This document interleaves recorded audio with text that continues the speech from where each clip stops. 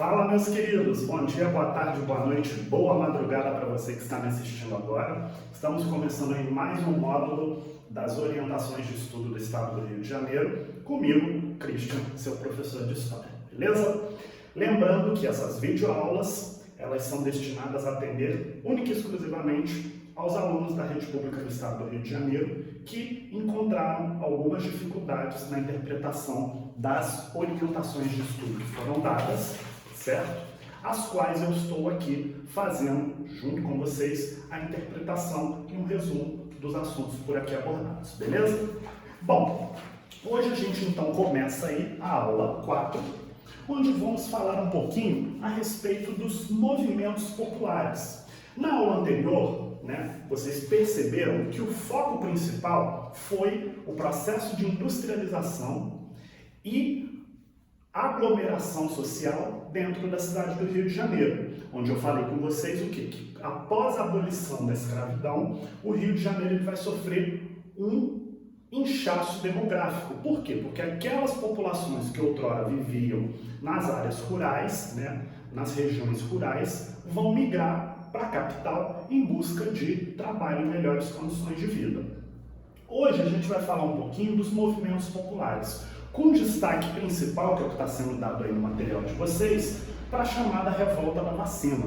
Christian, o que foi a Revolta da Vacina? É até interessante a gente estar discutindo esse tema hoje, por quê? Porque a gente está em meio, se bobear, a uma Revolta da Vacina, só que ao inverso. Por que, Christian, estamos em meio a uma Revolta da Vacina ao inverso? Porque hoje, século XXI, 2021, as pessoas estão brigando, lutando para serem vacinadas contra essa pandemia a qual a gente está vivendo. Lá no passado, mais precisamente em 1904, era o inverso. Por quê? Porque as pessoas não queriam, de jeito nenhum, se vacinar. Mas aí eu coloquei para vocês aqui os fatores que levaram o quê? A essa recusa da população. Não foi simplesmente, eles não quiseram se vacinar porque eles queriam continuar sujeitos a risco. Não. A gente tem que pensar, olhando lá para trás, no início do século XX, o quê? Que primeiro, essa população que morava no Rio de Janeiro, principalmente a população mais carente, era analfabeta, não tinha nenhum grau de instrução, e daí, quando o governo chega para eles e fala que eles são obrigados a tomar uma agulhada no bumbum, falando que aquilo ali vai curar de uma determinada doença, eles não vão acreditar. E pior ainda, eles vão se rebelar, por quê? Porque o governo federal da época os obrigou a tomar essa vacina. O que eu quero dizer com isso? Que não houve o quê? Um processo de conscientização dentro da sociedade. Foi o que eu falei, nos dias de hoje a gente está vivendo o quê? O inverso disso. Por quê? Porque queremos todos ser vacinados. Por que queremos todos ser vacinados? Ou pelo menos a maioria de nós. Porque queremos sair do isolamento social, queremos voltar a ter aulas na escola, rever nossos amigos, professores. Ai, que saudade de vocês. Mas, enfim, hoje a gente tem um processo inverso desse que aconteceu lá atrás. Daí, o que vai acontecer? Eu enumerei aqui para vocês esses fatores que culminaram para que ocorresse a revolta da vacina. Foram eles, primeiro, a falta de sensibilidade das autoridades da época em explicar a essa população, principalmente a população mais carente, a importância de se vacinar. Ou seja, não houve sensibilidade do governo federal na época em explicar que aquilo era um remédio, que aquilo curava determinada doença. Outra coisa, conforme já disse, a imposição do governo em o quê? Em obrigar essa população a se vacinar, sem explicar ou conscientizar principalmente aqueles mais humildes. Vale lembrar aqui que eu estou falando de início do século XX. As pessoas não tinham acesso à escola, a maioria das pessoas. A escola nessa época era para filho de rico, era para elite. Então a maioria da população brasileira nessa época era humilde, não tinha o quê? Nenhum grau de instrução. Daí você chega como autoridade governamental e fala para essas pessoas que elas são obrigadas a tomar uma picada e que o líquido que tem dentro daquela picada vai ser benéfico para a saúde. Hoje temos consciência de que isso é importante, mas as pessoas daquela época não têm essa mentalidade, não têm esse grau de instrução que temos hoje, ok? E aí, o material de vocês, falando sobre esse assunto, começa na página 14, onde ele inicia abordando da seguinte maneira. No início do século XX, a cidade do Rio de Janeiro vivia uma série de problemas de saúde pública. Varíola, febre amarela e peste bubônica eram algumas das doenças que assolavam a cidade naquele momento, naquele período. Mas, Christian, por que isso acontecia? Simples, falta de saneamento básico. Só para a gente lembrar, no período em que o Rio de Janeiro era capital do Império, você não tinha saneamento básico. Então, o que acontecia? As pessoas faziam seus dejetos e, literalmente, os escravos da época pegavam aqueles dejetos no balde e jogavam na rua. Então, vocês imaginem o cheiro, o odor que era o centro do Rio de Janeiro nessa época. Ou seja, você não tinha o quê? Esgoto encanado, você não tinha água encanada e tudo isso vai ser propício ao quê? A proliferação de doenças. Daí, conforme ele está falando aí, né? Quais eram as doenças que assolavam a população da cidade do Rio de Janeiro naquela época? Varíola, febre amarela e peste bubônica eram as principais. Tudo isso por conta, em grande parte, do quê? Da falta de saneamento básico. Daí a importância do saneamento básico na sociedade. Show? Beleza. Com certeza existia a urgência em se melhorar a vida das pessoas. Porém, o que acontecia? O governo não teve o cuidado de informar claramente a população quando decidiu realizar mudanças urbanas. É muito importante entendermos que, apesar da falta de planejamento e saneamento, a população estava com a sua vida organizada naquele espaço e moravam em casas e cortiços com condições muito ruins de habitação. Ou seja, foi aquilo que a gente abordou na aula anterior. O governo simplesmente decidiu, da noite para o dia, fazer uma reforma no centro do Rio de Janeiro. Derrubou casas, expulsou aquela população mais carente ali do centro da cidade e promoveu uma reforma para embelezar a cidade. Mas essa população que ali estava não foi consultada. Daí o que acontece? A mesma coisa vai ocorrer quando você tem a vacinação. O governo baixa um decreto determinando que todas as pessoas eram obrigadas a se vacinar, mas não explica o porquê. Só para a gente relembrar o que eu já falei aqui no início dessa aula, as pessoas dessa época não tinham o quê? Instrução, não tinham escolaridade. Então não tinha como você cobrar nada deles dessa forma. Por quê? Porque eles não sabiam. Se bobear, mal sabiam escrever o próprio nome, se é que sabiam. Beleza? Continuando.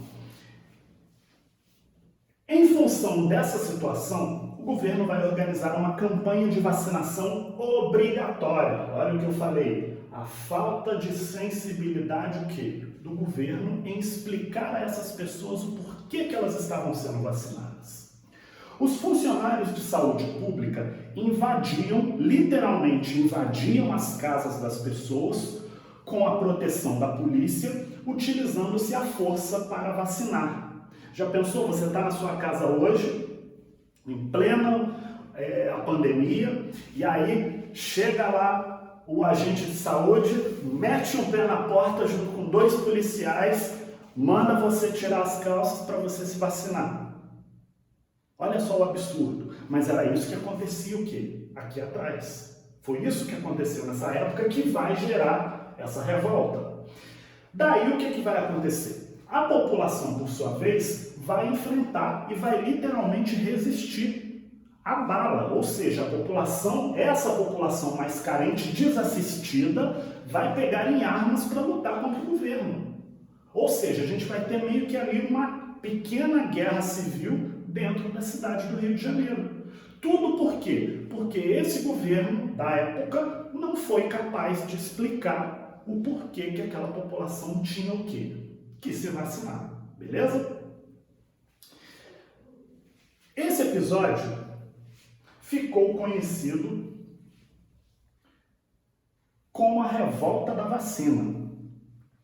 No dia 5 de novembro, foi criada a chamada Liga contra a Vacinação Obrigatória. 5 dias depois, estudantes aos gritos foram reprimidos pela polícia. No dia 11, já era possível escutar a troca de tiros. No dia 12, havia muito mais gente na rua. E no dia 13, o caos estava instalado na cidade. Conforme eu falei, tudo isso por conta de uma simples falta de quê? De sensibilidade do governo e por uma falta de comunicação que não aconteceu naquela época, ok?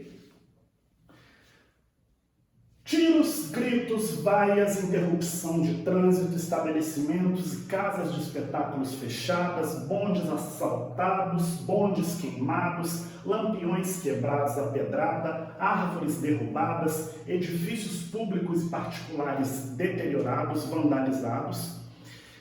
Era o que dizia a edição de 14 de novembro de 1904 do jornal Gazeta de Notícias. Ou seja, um caos, literalmente, um caos vai se instalar no centro da cidade do Rio de Janeiro por conta da questão da obrigatoriedade da vacina, ok? Mais tarde, em 1908, quando o Rio foi atingido pela violenta epidemia de varíola, pela mais violenta epidemia de varíola da sua história, o povo correu para ser vacinado, em um episódio avesso à revolta da vacina. Ou seja, percebam que 4 anos depois, agora as pessoas já tendo ciência do porquê que era importante a vacinação, em 1908, quando temos uma epidemia de varíola na cidade, a população então vai correr para se vacinar. Seria mais ou menos o que a gente está vivendo nos dias de hoje. Queremos nos vacinar, queremos sair do isolamento, queremos ter a nossa vida ao normal de volta, mas está faltando o quê? A vacina. Nessa época, era o contrário. Tinha vacina, mas como o governo não teve sensibilidade em explicar a essa população carente o porquê de se vacinar, as pessoas vão se rebelar contra essa atitude governamental, contra essa imposição da obrigatoriedade por parte do governo, beleza? Entenderam a lógica? Naquela época, revolta contra a vacina. Hoje a gente já vive um movimento que completamente o oposto. Por quê? Não estamos em revolta, não ocorreu nenhuma revolta. Mas naquela época sobrava vacina e as pessoas não queriam se vacinar, e nos dias de hoje faltam vacinas e todo mundo, ou pelo menos uma grande maioria da população, quer se vacinar. Entenderam a lógica? Beleza. Essa tarefa de embelezar, modernizar e higienizar a cidade vai ficar a cargo do prefeito Pereira Passos.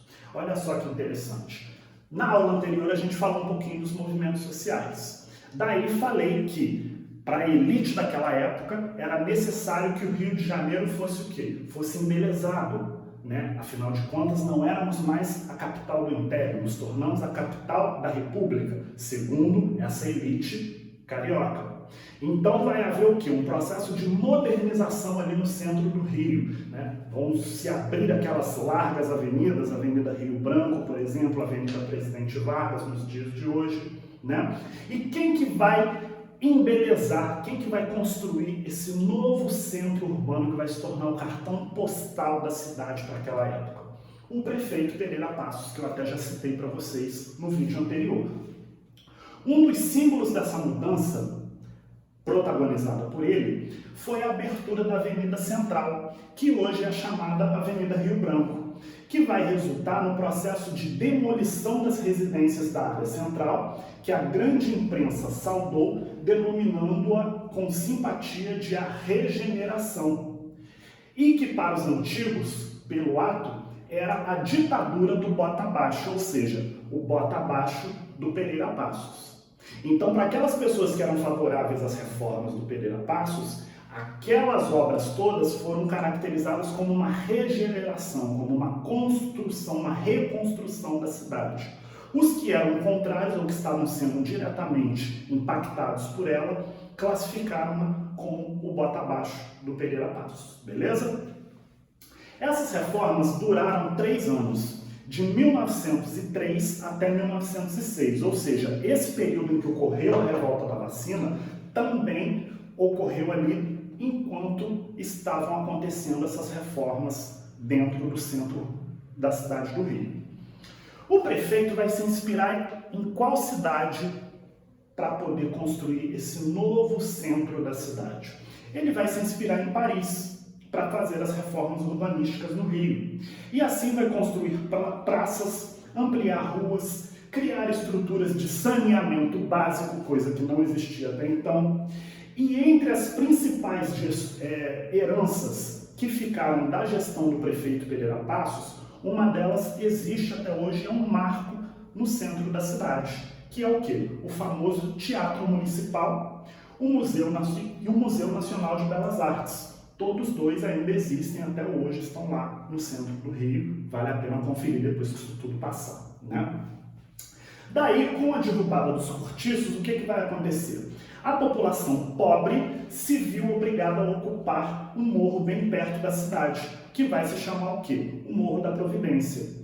Então, esse processo de urbanização desordenado, como eles falam na geografia, ele nasce exatamente a partir do quê? Dessas obras do Pereira Passos. Por quê? Porque essa população pobre que foi expulsa ali do centro da cidade, ela agora vai ficar o quê? No entorno, ou seja, ela vai ficar em volta. Daí por isso que eu falei com vocês que as primeiras favelas do Rio de Janeiro datam do início do século XX, principalmente por conta dessas obras aí orquestradas pelo prefeito Pereira Passos, ok? Foi a alternativa que essa população mais carente encontrou para quê? Para continuar morando no centro da cidade e perto dos seus trabalhos. Ou seja, é aquele negócio. As pessoas, quando são pobres, elas não querem gastar dinheiro com o quê? Com condução. Então é mais interessante o quê? Você morar próximo do seu trabalho, que aí você já economiza no deslocamento, do que você morar longe e ter que encarar uma viagem de ida e volta todo santo dia para poder trabalhar. Ou seja, esses mais pobres, que eram trabalhadores braçais, saíram ali do centro da cidade, que foi reformulado, que ficou bonitinho, e agora eles vão ficar o quê? Nos morros em torno do centro da cidade, beleza?